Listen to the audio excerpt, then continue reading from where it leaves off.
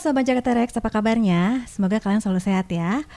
Senang sekali saya Ana Sylvia bisa berjumpa lagi dengan kalian semua di obrolan yang menarik dan menginspirasi seputar dunia kerja.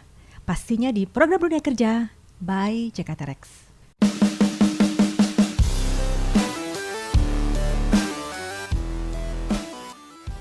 Oke, kali ini kita akan membahas mengenai SNI. Nah, tentu kalian semuanya penasaran dong apa itu SNI. Di studio Jakarta Rex, kita sudah ada narasumber, seorang perempuan muda yang energik, cantik, ya berwawasan supel, dan beliau juga bekerja di salah satu perusahaan sertifikasi produk di Jakarta sebagai seorang sales manager. Beliau adalah Mbak Mary Corina. Assalamualaikum Mbak Mary. Waalaikumsalam. Gimana kabarnya nih? Baik Mbak Ana. Alhamdulillah. Mbak Ana gimana? Alhamdulillah baik. Oke. Gimana perjalanan ke studio nih? Tadi agak macet sih. Udah kayak nggak ada COVID kali ya. Oh gitu? Iya. Masa? Tapi maksudnya kan udah transisi ya. Sekarang kan kemarin buat PSBB udah mulai macet lagi. Lumayan sih lewat tol juga macet. Terus hujan juga kan. Iya gitu ya. Oke. Lumayan lah. Sempet nyari-nyari juga sih ke sini yang Oh mana gitu ya. Iya. Tapi alhamdulillah nemu ya. Nemu Studio dong. Jakarta Rex. Oke deh. Nah, kalau di kantor sendiri masih memperlakukan WFH/WFO juga kalau di perusahaan Sama. Mary? WFO yang mengikuti regulasi pemerintah aja. Jadi dikurangin lah berapa persen gitu. Sambil mengikuti protokol kesehatan kan ya. harus pakai masker, terus cuci tangan, intinya seperti itu. Karena sih. kan sebagai seorang sales kan pasti ketemu klien nih everyday gitu ya. Nah iya. itu ada pengaruhnya di pandemi COVID kayak gini. Banget. Yang biasanya tiap hari harus diatur gitu ya. Iya. Nggak setiap hari lagi Nggak sekarang setiap ya. hari lagi, tapi sekarang sih waktu sempet kayak waktu lockdown ya, waktu lockdown bulan Maret itu kebanyakannya klien kan lebih ke online ya. Cuma Oke. iya. Dan sekarang udah mulai ada visit, tapi mengikuti protokol kesehatan itu aja sih. Oke, tapi sejauh ini lancar lah ya pastinya ya. I wish saya berharap. Target udah oke ya. I wish. Oke deh. I Nah, wish aja. oke. Aku ya mudah-mudahan lah ya. Harus lah. Optimis. Betul. Optimis. Nah, kalau sebagai sales sendiri udah berapa lama ya Mary menjalani ini? Kalau sebagai salesnya ini dari fresh graduate kali ya. Dari mulai fresh graduate lulus kuliah, terus aku langsung kerja di badan sertifikasi di swasta juga. Oke. Dan menjadi sales. Mungkin dari marketing terus badan sertifikasi, tapi sempat juga di 2017 aku di challenge buat ini ya, jadi auditor. Auditor untuk ISO 9001 versi 2015. Ini pernah bekerja di badan sertifikasi ISO ya pastinya ya. Sempat di badan sertifikasi ISO selama 4 years. Oke. Dari badan sertifikasi ISO sekarang berpindah ke sertifikasi produk ya? Iya. Oke. Ada perbedaannya nggak itu di antara sebelumnya dengan sekarang nih? Perbedaannya mungkin kalau untuk sertifikasi ISO ya pendapat saya ini untuk di sertifikasi ISO ini lebih ke sistem kan. Oke. Kalau misalnya untuk SNI-nya sendiri, lembaga sertifikasi produk itu lebih ke lebih ke produknya yang kita SNI-kan gitu, yang kita sertifikasi gitu. Iya. Oke deh. Nah. Tapi masih berhubungan sih, berhubungan. Karena kan ada, kalau untuk di sertifikasi produk ini kan ada 2 skema ya, skema 1 sama skema 5 kan. Kalau skema 5 itu memang ada auditnya, audit yang harus syaratnya itu harus punya ISO minimal ISO 9001. Oke. Gitu. Jadi paling enggak Mary udah punya wawasan lah untuk sertifikasi sebelumnya ya. Jadi kalau misalnya ada beberapa klien yang tidak tahu tentang ISO, seenggaknya kan karena saya sales ya. Iya. Sales kan mau nggak mau harus tahu. Betul. Apa aja, jangan bilang aduh nggak tahu gitu kan. Pasti. Mau nggak mau kita harus mempelajari semuanya gitu. Jadi berikanlah edukasi sedikit-sedikit lah ke klien ya. Iya gitu. Ya salah satu caranya penjual gimana sih jualan gitu kan, biar pasti, menarik gitu kan. Pastilah gitu. Harus menguasai produk. Oke, Oke Mary, sekarang kita kembali lagi ke laptop ya. Boleh dijelasin nggak ke Sobat Jakarta Rex, apa sih yang dimaksud dengan sertifikasi SNI itu? Sertifikasi SNI itu adalah standar nasional Indonesia. Ya. yang berwenang itu adalah Badan Standarisasi Nasional atau BSN yang berlaku untuk di nasional ya di Indonesia seperti itu. Jadi lembaga yang berwenang tuh BSN ya tadi ya. Iya. Oke, siap. Baik. Nah, kemudian untuk SNI sendiri kita sering melihat label SNI di beberapa produk nih. Kayak saya juga sering melihat di beberapa produk gitu ya. Nah, itu memang harus ya setiap produk itu ber-SNI. Setiap produk itu harus ber-SNI. Misalnya kan di situ ada SNI wajib dan SNI sukarela. Kalau misalnya SNI wajib itu termasuk sebetulnya pada umumnya gini ya Mbak, pada umumnya itu SNI itu bersifat sukarela, tetapi pemerintah terkait ini untuk kepentingan umum juga, kepentingan umum juga seperti kayak perkembangan ekonomi juga dan untuk kesehatan, lingkungan seperti itu kan. Jadi ada beberapa produk yang memang itu yang sudah secara teknis ya regulator kan bahwa ini memang harus wajib untuk SNI. Jadi dari beberapa produk itu oleh pemerintah terkait jadi dibagi menjadi dua, ada SNI wajib dan SNI sukarela seperti itu. Oke, begitu ya. Nah, untuk produknya sendiri, bisa kasih contoh nggak kalau SNI wajib itu kayak gimana produk wajibnya? SNI wajib, contoh produknya saya sebut aja pertama pakaian bayi, terus mainan anak, LED luminaire, luminaire, terus kopi instan, itu wajib sih. Wajib ya, berarti ya. Kalau sukarela, kebanyakannya sih kalau sukarela food ya. Minuman isotonik, terus beras juga masih sukarela, roti sukarela. Berarti kalau yang maksud dengan sukarela itu tidak harus di SNI ya, berarti ya tergantung dari si pelaku usahanya sendiri, dia mau apa enggak di SNI produknya ya. Kadang kalau orang yang pelaku usaha yang sudah mengerti tentang SNI, manfaat SNI, jadi mereka juga mau melakukan proses SNI ini, melakukan pengen bersertifikat, pengen ada produknya, ada label SNI-nya seperti itu, meningkatkan kualitas seperti itu. Nah sekarang kita masuk ke manfaatnya SNI nih. Nah, kira-kira boleh sebutin nggak manfaatnya SNI itu seperti apa? Manfaatnya pertama adalah dari kualitas produknya terpercaya lah. Benar nggak sih? Jadi kayak pelaku usaha kan pasti pede dengan menjual produk tersebut gitu kan. Ini saya sudah barang kita udah ini loh, udah sertifikasi ber-SNI loh. Jadi nilai jualnya juga lebih bisa meningkatkan daya saing lah seperti itu. Manfaatnya juga ada untuk dari sisi kesehatan, keamanan, untuk jadi kan lebih terjamin gitu. Karena kan proses SNI tersebut kan ada diuji terlebih dahulu, diuji dari sampel. Jadi kan produk list nih, kita kan mendapatkan produk listnya, produk-produk mana saja yang akan di SNI, terus kita itu salah teknis ya, pendapat saya, setahu saya, terus kita grouping untuk pengambilan sampelnya. Setelah itu dari sampel tersebut kita langsung pengujian gitu. Jadi tahu ini aman, ini fail kayak gitu kan. Jadi sudah tahu. Jadi gitu. Manfaatnya selain untuk meningkatkan daya jual, keamanan, kesehatan, keselamatan manusia. Karena kan kebanyakannya consumer good kan, dari misalnya pakaian bayi juga kan.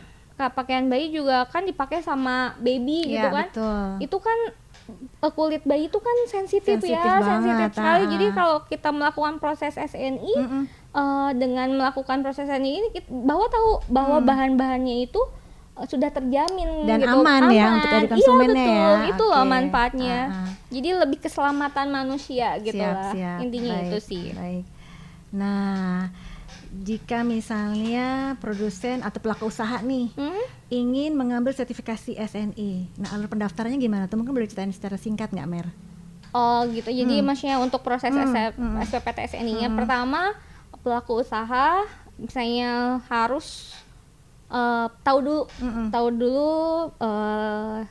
mencari lembaga sertifikasi produk LS Pro ini, tapi LS Pro-nya tersebut yang sudah terakreditasi oleh Komite Akreditasi Nasional dan sudah ditunjuk oleh pemerintah terkait. Jadi nggak sembarangan. Jadi sudah diakreditasi seperti itu. Kayak gitu. Jadi nanti setelah itu baru si lembaga sertifikasi produk ini LS Pro baru memberikan apa saja sih persyaratan apa saja sih. Misalnya produk A syaratnya seperti ini, terus dari sisi legalitasnya seperti ini, seperti itu. Kayak berarti gitu. Mungkin lebih jelasnya pelaku usaha atau mungkin Sobat Jakarta Rex bisa masuk ke website mungkin ya? Ya, ke website Pustan atau enggak bisa kontak saya karena kan saya sales.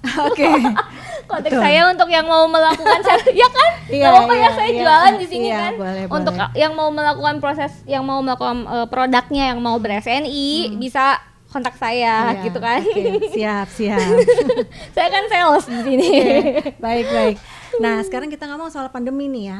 Di pandemi COVID seperti saat ini, pemerintah mengeluarkan beberapa peraturan. Kayak misalnya masker kain itu harus ber-SNI gitu kan ya. Nah, kalau menurut Mbak Mary sendiri gimana tuh? Kira-kira untuk hal itu harus untuk masker kain ya gitu dari pemerintah sendiri harus kebijakan masker kain untuk ber-SNI. Karena kan adanya pandemi ini masuk ke Indonesia itu di bulan Januari ya kalau nggak salah. Januari dan pembelakuan masker itu sekitar rame-ramenya bulan Maret ke sekarang ya.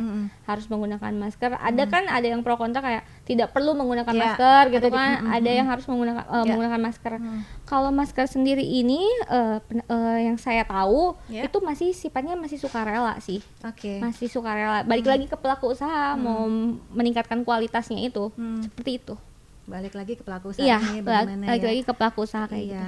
Baik kalau begitu. Jadi boleh di SNI kan juga, tidak apa-apa. Tapi sebaiknya sih lebih nilai jual tidak hanya untuk domestik, untuk dunia juga bahwa masker tersebut sudah ber-SNI dan aman kan. Apalagi untuk kesehatan betul. Untuk keselamatan juga kan. Apalagi di tengah pandemi COVID seperti ini ya. Pastinya ya. Mudah-mudahan aja udah segera ada vaksin ya. Dan pandeminya sudah hilang. Segera berlalu. Iya. Oke deh. Ini berpengaruh banget sama penjualan. Aduh. Iya, baik.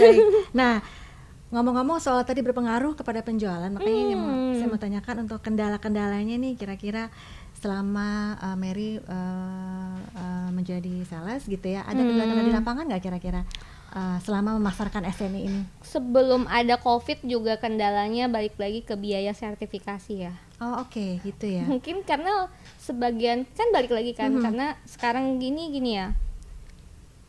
Dengan adanya SNI itu kan ingin meningkatkan kualitas produk ya. Iya, betul. Meningkatkan kualitas produk. Terus nilai jual juga gitu kan lebih apa ya? Lebih inilah ya berkualitas ya. Yang setelah saya pelajari dari sisi market, pertama banyak orang yang belum tahu apa sih manfaat SNI seperti itu kan. Jadi pasti banyak berpikir juga orang kayak udahlah ikutin regulasi aja gitu kan, ikutin aturan aja, ya udah SNI tanpa tahu manfaat yang sebenarnya gitu kan. Jadi dari situ juga harus ada pengenalan edukasi juga sih tentang SNI itu apa gitu untuk produk-produk tersebut. Jadi memang kan saya juga produk ini memang kenapa harus ber-SNI karena memang ada bahan-bahan atau zat-zat yang memang harus diuji terlebih dahulu gitu kan. Jadi benar-benar itu hambatannya adalah pertama kalau dari sisi sales ya. Kita harus edukasi dulu apa sih manfaat SNI gitu kan. Terus dari situ kan banyak juga yang apalagi ya pelaku usaha ada yang bilang aduh biaya sertifikasi mahal gitu kan. Memang mahal. Memang bukan mahal ya, mahal tapi mahal berarti gitu. Paham gak sih mahal berarti? Mahal di sini berarti untuk nilai untuk manfaat produk tersebut dan bisa menjadi lebih berkualitas dan lebih terjamin gitu kan. itu biaya sertifikasi. Terus untuk selama COVID ini sangat-sangat bikin hambatannya nggak bisa diungkapkan dengan kata-kata nih. Jadi dari misalnya kalau saya bertemu dengan klien juga kan ada challenge-nya, biasanya kita ketemu langsung, kita via online. Itu kan sangat, kadang klien juga si pelaku usaha juga kan ada yang mengerti tentang bagaimana cara meeting dengan online kayak gitu. Iya, nggak semua paham ya meeting online ya. Dan apalagi kan adanya PSBB ya kemarin, jadi berpengaruhnya kayak penjualan mereka tuh jadi kayak tidak biasanya tidak seperti dulu lagi, tidak seproduktif dulu lagi mungkin ya. Iya, jadi berpengaruh juga kan khususnya ke saya. Jadi sisi sales gitu kan, berpengaruh. Iyalah, semua bidang kan. Iya, berimbas semua bidang. Iya, baik. Ya mudah-mudahan segera berlalu, semoga supaya nanti kembali lancar lagi untuk memasarkan SNI mengedukasi sebenarnya kepada pengguna produk bahwa SNI ini penting gitu kan ya. Karena hubungannya kan ke masyarakat pengguna gitu kan ya. Betul.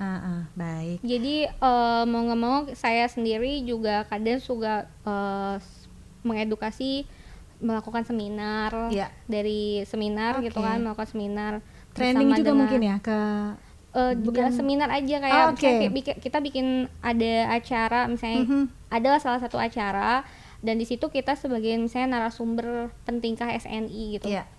Seperti itu ya caranya ya untuk mengenalkan. Kan kita di bidang jasa, berbagi ilmu aja lah gitu. Berbagi ilmu. Iya, betul.